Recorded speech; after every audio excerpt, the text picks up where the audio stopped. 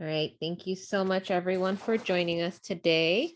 My name is Romina Kim. I'm a pediatric hospitalist at Cedars-Sinai Medical Center in Los Angeles, and I'm also one of the co-directors for Refugee Health Alliance. And hi, I'm Janeway. I'm an emergency physician that works here in Los Angeles as well. And I'm also one of the co-founders and co-directors of Refugee Health Alliance. And I help run our kind of medical legal efforts that we do in our organization. So we just have a quick presentation on writing medical legal letters in support of humanitarian parole. Oh, is it not working? There we go. So I'm just to get started, I like to just go through some really basic stuff because I think it's really important to orient ourselves in the letter writing. I try to remember all these things every time I write a letter. And so I just want to share them with you, just a few simple statistics if you know nothing about the situation. So, you know, the number of people who have been forcibly displaced is at a record high in the world. So 1 in every 97 people were displaced in 2020, which is 82.4 million people. Next slide. So, you know, I've been talking for a minute. So in the last minute, 25 people have been forcibly displaced from their homes in the last minute that I've just been talking, which is an incredible amount. And every day that means that there's 37,000 people are forcibly displaced. Next slide. You know, borders are not natural divisions, right? They're ideological lines that were drawn by and through political power, and many of them were drawn during colonial eras. So as physicians, in a world where we're attempting to assert that everyone is human and deserving of equal treatment, including equal healthcare, systems of citizenship give those born in certain places kind of feudal privilege over others who then become classified as illegals.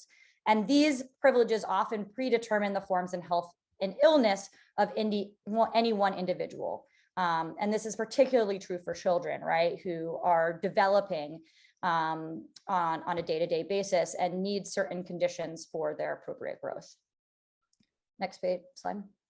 The asylum crisis at the Tijuana-San Ysidro border, I mean, it really began a long time ago. There have been migrants coming to Tijuana for many, many different reasons for many years, well before 2016. It's always been an important point of entry.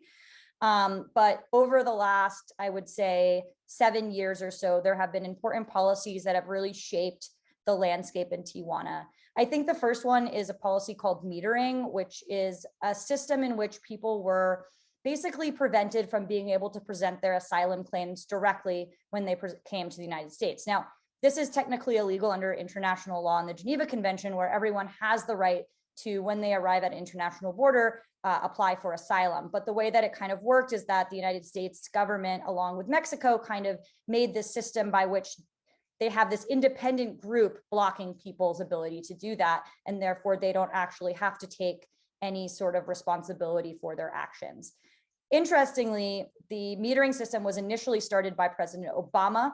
It was particularly directed toward Haitian migrants and immigrants. It wasn't really well publicized at the time. And he also ended the metering system only for it to be retaken up by President Trump.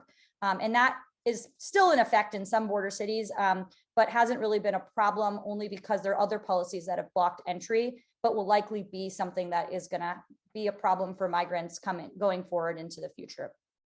In 2019, they instituted the Migrant Protection Protocols, and that was a protocol by which when people came and presented their cases for asylum across the border or crossed not at an official point of entry or what we deem to be, quote, illegal crossing, here in the United States, that's what they call it. That meant that when they were seen, instead of being released and allowed to go wait for their asylum cases to be adjudicated with their families or their sponsors, they were sent back to Mexico and told to wait there. And that has been very problematic for reasons that I'll discuss with you in terms of people's health. And then since 2020, Title 42 has closed the borders to migrants and asylum seekers under the pretext of addressing COVID-19. This has been, multiple places have written about how this is really not about public health, since other people cross back and forth across the border every day and no one seems to care whether or not they have COVID. There's no other protections for crossing. So it was really a policy that was set that was specifically oriented against preventing migrants and asylum seekers from presenting their claims. So currently, migrant protection protocols and Title 42 are what are stopping people from being able to cross the border at this time and present their cases for asylum. If you look at these two studies, one of them was a thematic analysis of asylum seekers' experiences under the migrant protection protocols. those experiences basically showed that individuals had really, really poor access to care and poor health outcomes, especially mental health outcomes as a consequence of the migrant protection protocol that I discussed earlier that is now back in place after being temporarily stopped by Biden. And then the second piece was a piece that our organization helped with that looked at how Title 42 expulsions harm health and violate human rights, which showed that essentially people's health problems and their mental health got worse when they were forced to stay in Tijuana where there's not appropriate medical care services and forced to stay in overcrowded settings. This is basically the vision and mission statement of our organization. And this is kind of the work that we do. Our vision is to provide ethical, holistic, integrated, and trauma-informed, culturally inclusive care and advocate for all displaced and populations made vulnerable at the US-Mexico border.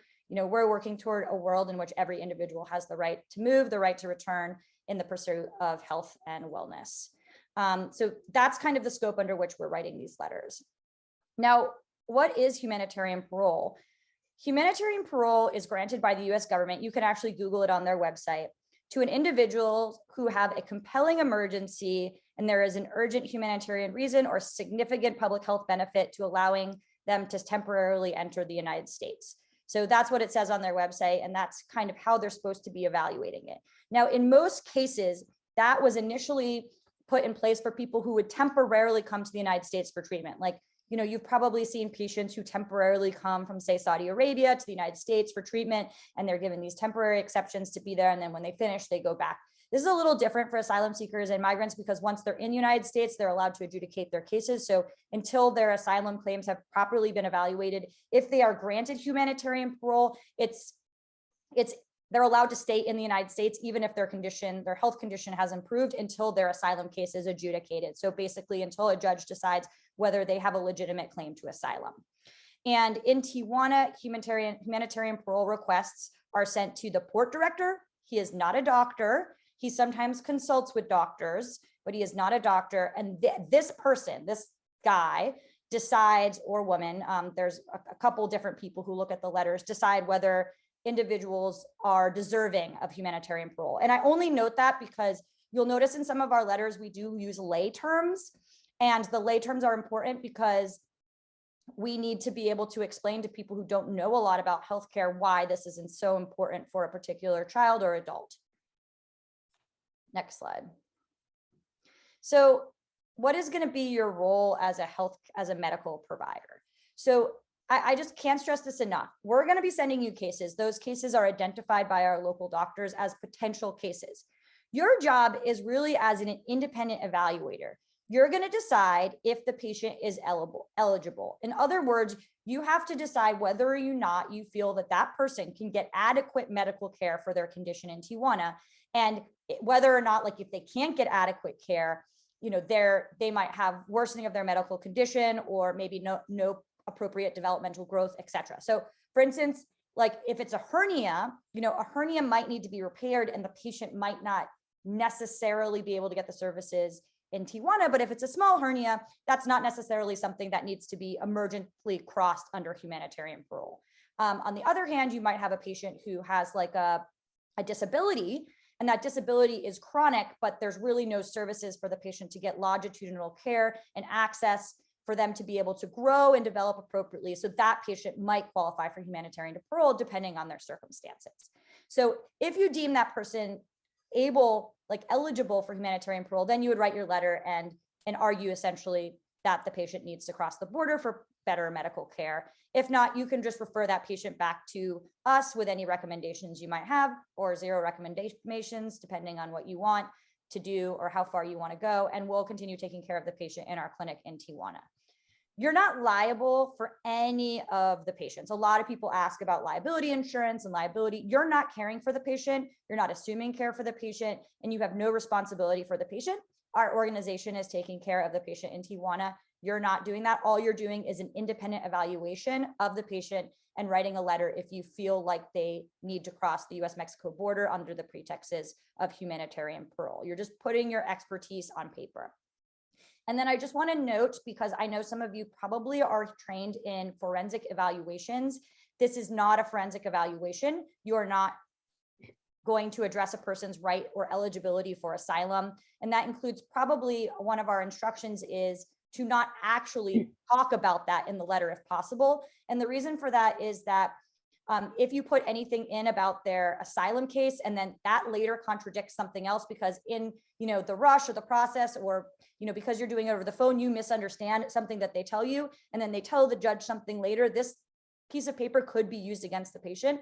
And so unless it's absolutely needed, I instruct people to please not put any details about the asylum case in there other than, if you need to say, oh, the patient fled their home because of a trauma, that's fine. But, exact details about things, unless it's really pertinent to the case, it's preferable that you not put those in the letter. Those are going to be addressed during their asylum case and they can get a forensic evaluation from our organization or another organization in the future when their asylum case is being adjudicated. This is simply, does this person need to wait to apply for their asylum case in Mexico, or should they be crossed sooner before anyone else because they have an urgent medical problem? Okay, so I'm going to just talk about a little bit about the process for letter writing. If you decide to join us, and which I hope all of you will do, to help us write some of these letters, you'll receive full instructions as well as a template. We have plenty of templates out there and a letterhead from us in an email. You'll be assigned a case with the patient's name, their phone number, and the patient's age. Typically, most of our patients have WhatsApp, and so that is the way we contact them. Usually I'll send a text to the patient first and let them know, hey, when are you available? I wanted to talk to you about your son or daughter or whatnot. For PEDS patients, we have the parents' contact information that is given, and obviously we go through them first. If you need an interpreter, these are the services that you can use. This one's a free service, Tarjimly, and then you can also use like your home institutions, interpreters or translators or colleagues or friends who may be fluent and help you out. You can then write the letter and then send it to this email here, medicallegal@refugeehealthalliance.org, within a week, and then we will assign it to a lawyer. So some tips for writing the letter. You can have the patient send you any labs or imaging studies, anything in advance via WhatsApp for you to review to kind of help you determine whether or not this might be a case that you think might be eligible for a letter. You'll also need to get their birth date and their full name of the patient only. You can usually have them send a passport or an ID, or they can also just give you the full name. If you need additional studies, any testing, any other laboratory testing that may be needed, it can be possible, but just realize that it's very limited because we have a very limited budget. And sometimes we get children across the border simply because the workup isn't available for them in TJ. If you absolutely need something for you to determine whether or not this might be a case that that qualifies or is eligible, you can send them to our clinic. But before you do so, please contact us through our email to help arrange this. And then if you're unsure if a service is available in Tijuana, the general just rule of thumb is there's just no access to a pediatrician. There's usually in our clinic, in our daily clinics, there's only a generalist. There's no access to other specialty services, or they're really difficult to obtain, or we aren't able to pay out of pocket for that. There's no access to advanced imaging, no access to disability or rehab services currently under the Mexican public health system. And then it's fine to pursue a workup in Mexico or treatment in Mexico, but it takes a very, very long time. And oftentimes it can fail. So just write a letter in addition to doing that. So while you're getting that letter started and doing that, and you want to get some type of treatment started, you can go ahead and do that. But I would just go ahead and write that letter first. It is also okay if you don't think the patient is eligible, and that's absolutely fine. I've had plenty of those cases where you know, being the pediatrician, the primary pediatrician, I'm able to get a different kind of history because, you know, we know just what kind of questions to ask and what we feel is definitely more important or something that needs more urgent attention. So feel free just to email us for that. Our physicians in Mexico are not specialty trained and then sometimes may refer non-urgent cases just because they might not know if this is something that needs urgent attention. Here are some examples of letters that we've written. So this is one for a little 2-year-old boy that we wrote a while back in December. And basically, you know, we have this letter template that we use, and you kind of just fill it in with the patient's information, and then you kind of do your HPI here of what happened, and then kind of end it with a bit of a summary of why you feel that this case needs to be something that a medical parole needs to be granted. Here's another letter that I recently wrote for a patient who had was diagnosed recently with granulomatosis with polyangiitis and wasn't really getting the care that she needed and didn't have access to any of that. So I just wrote that a couple weeks ago for this patient. Again, just kind of like what Hannah mentioned earlier, I try to use some layman's terms just to make sure that the people understand why this condition or whatever may be life-threatening or needs urgent attention. So like, for instance, in this case, I tried to explain what GPA is and why it is that it's important that this patient gets attention from multiple different specialties and care and closer monitoring. Here's an example of a template right here, you know, that we may start with. I think this one might be one of our adult cases that we have, but we have a couple of different templates that we use, and you're free, you're welcome to go ahead and edit it in whatever way you feel to try to make a compelling statement for the patient. And just, you know, just so you guys know, I know I've been contacted recently by some providers who didn't want to use their own institutional letterhead or didn't feel comfortable doing that. And it's fine for you guys to use our letterhead, or you can use your institution's letterhead. Either is totally acceptable and fine. And it's fine for you to write the letter however you want to write the letter. We just try to make it easier by giving different templates that people can use that have been successful in the past, but also we're open to people writing the letter in any ways. And as Romina said, just really important, like sound like an expert, but then explain your expertise, because it is a layman reading these requests. It's just a guy who has no medical training. So just remember that. You know, I usually will put the expertise term, like the term, and then I'll put like, you know, then I'll explain it afterwards so that they know. Just so you know how we get these cases. So in the past, we did have legal organizations refer the cases to us, but the issue was that they couldn't really screen the patients appropriately, and a lot of the cases weren't really appropriate. You know, they'd send us like nosebleeds or other things that sounded really bad to them, but that weren't actually deeming deserving of humanitarian parole. So we've kind of stopped that now. They just send all of the people who come to them with medical problems to our clinic, and then in our clinic are local providers and our volunteers, sometimes me, sometimes other, our local generalists that we have. They will put people on a list if they don't feel like they can adequately care for them in Mexico. And that's the list that we now use. So all of these patients do actually have a chart in our clinic. Just so you know, we use paper notes, and you know, there's varying degrees of legibility by our different providers. But if you ever really were in need of like seeing the entire chart, we can also, through our HIPAA protected email, send it to another HIPAA protected email, like a copy of the chart. Usually the patients have all their labs and imaging, and it's kind of good to start from zero, at least in my experience. But if you do need something from the chart, or you want to talk to one of the local providers about what they were thinking and why they referred the case, sometimes that can be helpful, and we can set you up with that. You just need to communicate with us. As Romina said, our local physicians are not specialty trained, they're generalists. So they really haven't done like a full residency. They just did like 1 year of what we would kind of consider an internship, but that's it.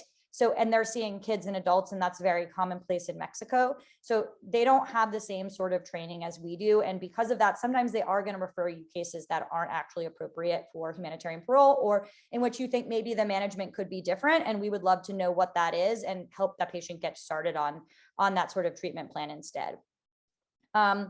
We do complete some of the evaluations in Tijuana, and then others we do refer to people like you who might be doing them remote. And as Romina said, we do those generally over WhatsApp because it's the easiest thing for patients. We've tried other things that are more like HIPAA, sort of secure and et cetera, but honestly, the patients can't access those things. They can't figure out how to download the app. The apps aren't accessible to them. They have different types of phones.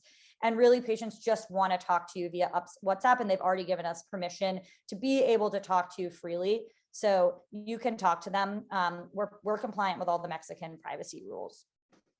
And then when you send them the cases back to me, you're going to send it back to our official email address. And then what I do is I refer them to local free organizations. And then those local legal organizations present those cases to CBP,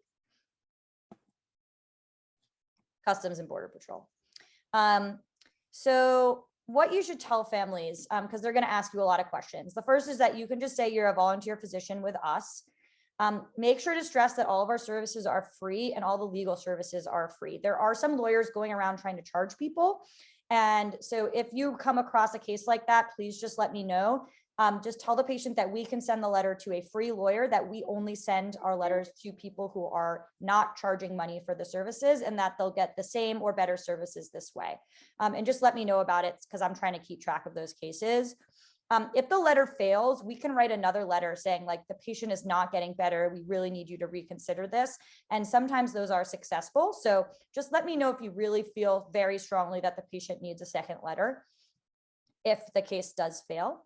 And please tell the families to kind of keep this to themselves, that we kind of provide these services informally. And the reason is that right now, humanitarian parole is the only way for individuals to get across the border. It's really, really important for our medically vulnerable patients, but it also leads to a lot of people flooding into our clinic asking for these sort of letters. And we can only give these letters to people who truly qualify based on our expertise opinion. So, when we were more openly providing these services inside of our clinic, part of the problem was our local providers were getting really burnt out, having to tell people over and over again that they didn't qualify for the letter. So we're trying to make it a little bit better for them, and just asking families to please just keep the letters to themselves, that we can't provide them for everyone. And we really need to focus on the most vulnerable cases at this time.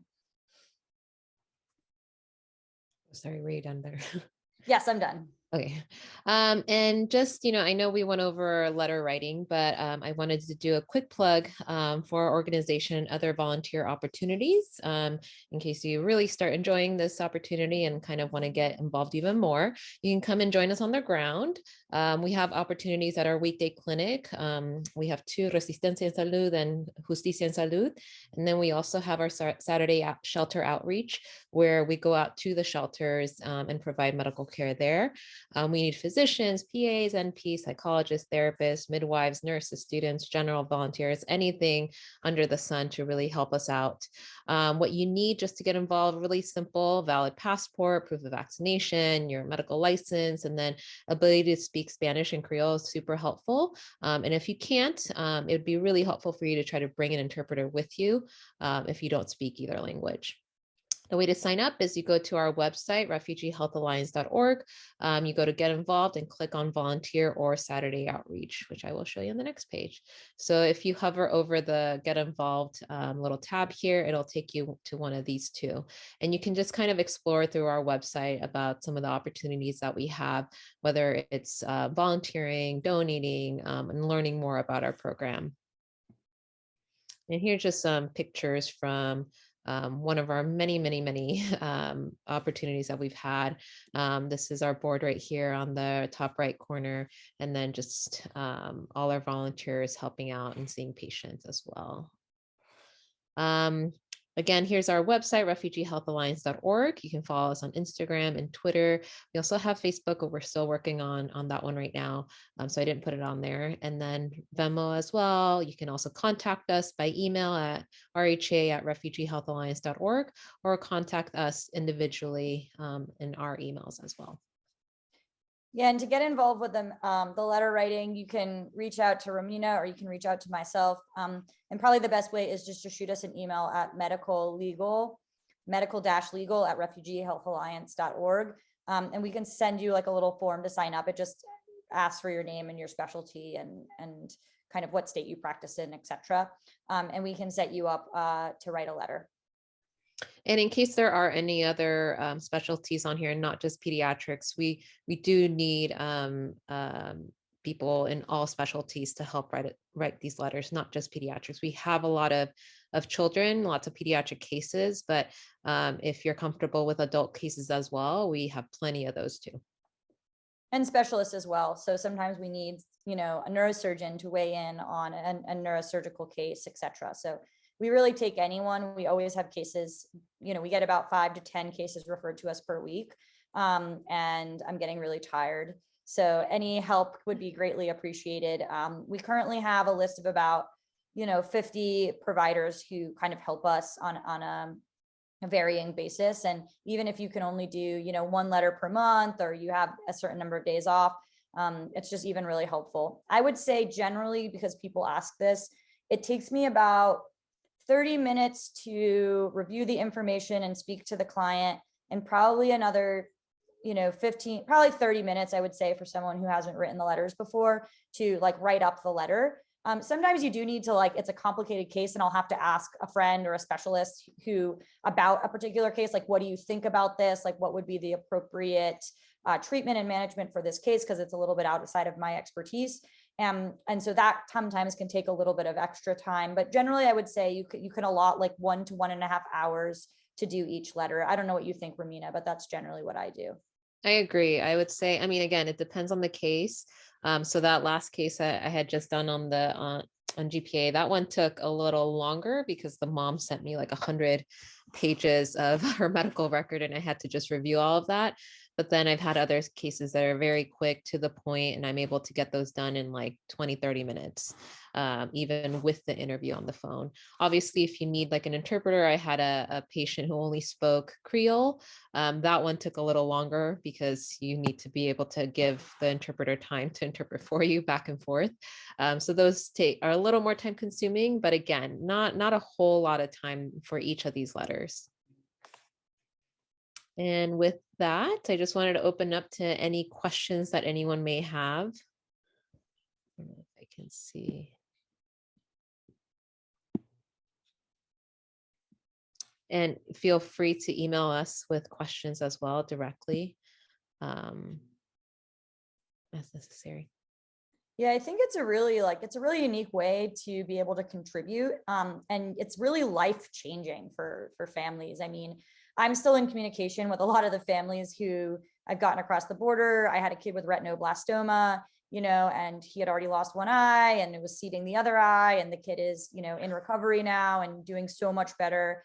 And, that was 3 years ago, and they still send me pictures of their family at Christmas and let me know how they're doing. They're now have won asylum in the United States. So, I think it's, it's an hour and a half of your time, but it's like a life-changing experience for people who are trying to deal with their sick child in like really horrible circumstances where they're in an extremely unsafe environment. They're in very difficult conditions. They have no access to the doctors they need for their kids. They're already traumatized. And, the amount of anxiety that I've seen in the patients just in the family is just trying to get the right healthcare for their kids. I try to think about if that was my child, how I would feel in circumstances like that. So it's actually a very short amount of time to make a huge amount of difference, and can really, really help like an individual family or a child to be able to get that really important care that they need. Yeah. And then in a previous slide, I think I'll go back to it really quickly. We actually had a case not too long ago of a little boy, a 2-year-old boy who was, this one right here was on the news, who we were concerned was going to die in TJ. He was very, very sick. And, our whole organization just, it was all hands on board, and everyone kind of made this miracle happen where we got this child across via helicopter to a hospital in Southern California to get the help he needs. He's still hospitalized. He's been there since, I believe, is it October or no, October? I think. October. Yeah, since October, he's still there getting the treatment that he needs. But he's now awake, and the mom sends me updates pretty much every week, letting me know how he is doing, and always, always, always so thankful for our support. And I think he's a really good case because, when I met them, I wrote a letter for them, and the kid was still running around the shelter at the time that I met them. And unfortunately, he decompensated about 2 weeks later, and we hadn't gotten the humanitarian parole request approved yet. So, I mean, some of these kids are kind of walking time bombs. Like, then we had a kid who was in the ICU on multiple pressors, intubated, super fragile. And the transfer was extremely complicated by so many different rules, both in Mexico and the United States. And, luckily we were able to do it, and nothing, horrible happened, but it did take, almost a week of relentless phone calls and advocacy to get him across. And if we could have gotten him across sooner, he would have gone right to the hospital and maybe wouldn't have decompensated so much to the point where, he ended up in the critical care unit for so long. So I think it's just another good example of how the letters can really be important in trying to prevent that decompensation that can happen if they stay in Tijuana. Okay. And again, any questions that anyone might have that we can answer? I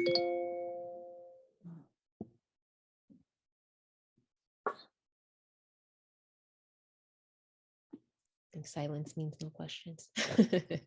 Thank you so much for that presentation. It was wonderful. I have a quick question about kind of WhatsApp and communication. So are folks using their personal like numbers for the WhatsApp? And then what's kind of the point of contact for these patients and families kind of that we can offer them after we've kind of talked with them about their case? Oh, sorry. Yeah, so I would say that WhatsApp is the main source of contact for them, and then they use their own cell phones for that. Sometimes they'll follow up with me if they don't hear anything, but usually once the lawyer is assigned, then they're constantly in contact with them about the case. And so I usually don't hear from them unless they don't hear from a lawyer. I don't know if you have anything to add, Hannah. I mean, unfortunately, we don't have a better way to do it than using personal cell phones, because we're kind of forced to use WhatsApp. We've tried a lot of different other platforms, and if someone is really dedicated to trying to use another one, they can try to work with the family. Unfortunately, you have to initiate contact with the family somehow, and because it costs money to receive phone calls on cell phone plans, a lot of patients won't answer the phone. They'll only answer like web-based text messaging services through the Wi-Fi they get when they're like in the shelters or somewhere else. So, it's hard. People have to, I use my private number, and I think Romina does too, and all the doctors do. And unfortunately, there's not a better way really to do it. But on the plus side, the good thing is that you do get updates. You can always block people if anything goes awry or haywire. And we would want to know about that. Please just let us know if you don't want a patient contacting you anymore. You just want to be done with them at the end. That's also fine. After we submit the letters, it's really just the patient needs to follow up with the lawyer. We have no idea what happens until we usually hear from the patient first that they got accepted or they got denied, because the lawyer contacts them first. But if you ever have a question about, did the case get accepted, denied, what happened, you can just email us, and we can get a follow-up for you to figure out where the case is. It generally takes 1 to 2 months. Now, if there's a case, you talk to the kid and you're like, no, like this kid needs to cross tomorrow. Like that was the case with this little boy who ended up getting really sick. Then you should email us right away. We have a way to like really try to like hammer CBP about a particular case, and we can really, really press for it getting expedited. But generally, Romina and I take those cases because the letters need to be written really quickly. We already know about them, but if that case ends up in your hands, then just let us know and we can try to expedite the crossing.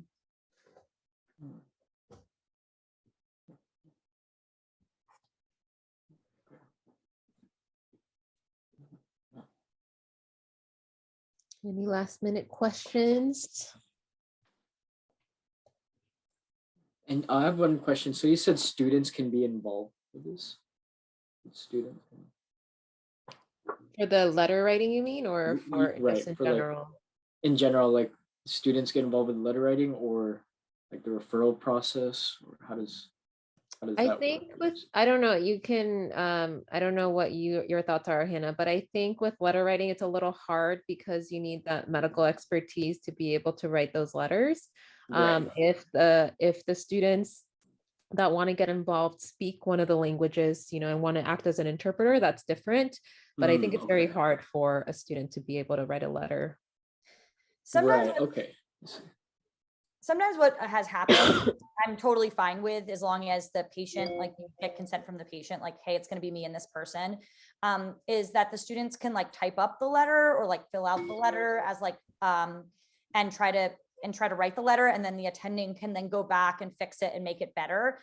That is a way that we've done it with the forensic evaluations, where they kind of act as a scribe and they write down things during the interview and they kind of write the first draft of the letter. That's fine, as long as the physician, the attending physician, the person with a license goes back and make sure that the letter is fine. The student can contribute, just like we do under our general model that we have with learners and trainees, where they can kind of take a first pass, but then obviously we see all the patients and do all the appropriate documentation. So I'm fine with that happening, as long as it's you get consent from the patient to have a student there. That's fine with me.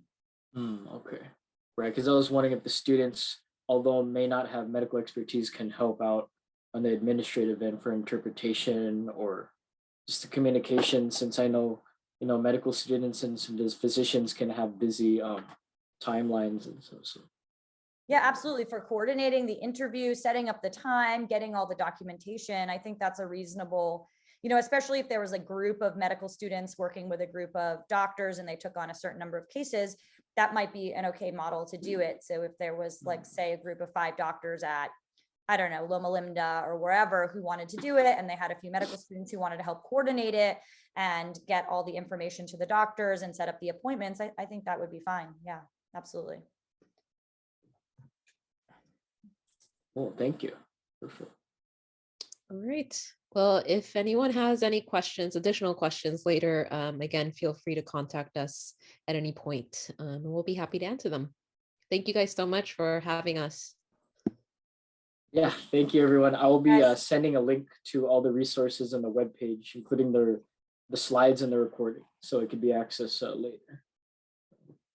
So yeah. Thank you.